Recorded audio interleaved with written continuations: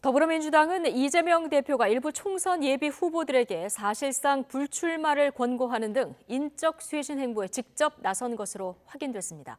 당 일각에선 비명계 찍어내기 아니냐는 우려가 나오는데요. 임종석 전 대통령 비서실장의 거취 문제가 내홍의 도화선이 될 가능성이 큽니다. 김대겸 기자입니다. 다음 주 후보 간 경선 돌입을 앞두고 현역 평가 하위 20% 의원들에게 개별 통보를 예고한 민주당. 이재명 대표가 그 신호탄을 쏘아 올렸습니다. 최근 후보 적합도 조사에서 저조한 성적을 낸 문학진 전 의원 등 일부 전현직 의원들에게 직접 연락해 사실상 불출마를 당부한 겁니다. 당 핵심 관계자는 일부 선배 중진급 후보들에게 후배들을 위한 길을 터달라는 취지였다고 배경을 설명했습니다. 이 대표에겐 이른바 올드보이 청산 의지도 있다고 강조했습니다.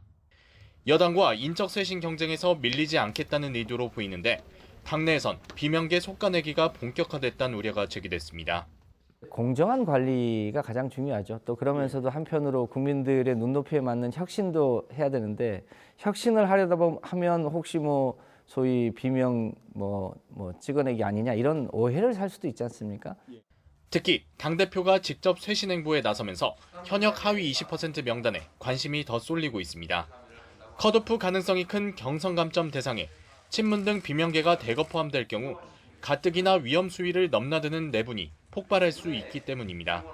당내에선 친문 핵심 임종석 전 대통령 비서실장의 공천 여부를 1차 분수령으로 꼽고 있습니다. 설 연휴 기간 이 대표가 거듭 통합을 강조하긴 했지만 전략 공천 지역인 서울 중성동갑에 출사표를 낸 임 전 실장의 거취 논란은 잦아들지 않고 있습니다. 윤석열 대통령에 대한 심판으로 민주당이 그야말로 이제 기조를 가고 있는 건데 거기에 임종석 저 실장이 맞느냐에 대한 부분을 공천관리위원회도 그렇고 지도부도 고민하고 있다. 여기까지만 말씀드리겠습니다. 친명 친문 나누지 않는다.